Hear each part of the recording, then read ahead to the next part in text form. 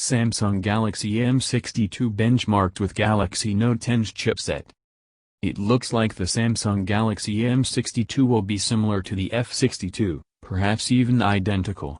The Geekbench scorecard for the phone, SM625F, shows that it will be powered by the Exynos 9825 chipset, which was used in the Galaxy Note10 and Note10 Plus.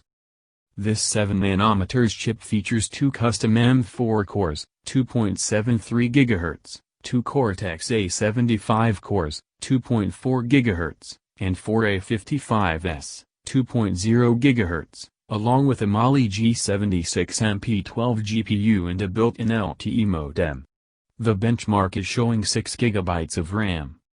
The Galaxy M62 will run Android 11 out of the box.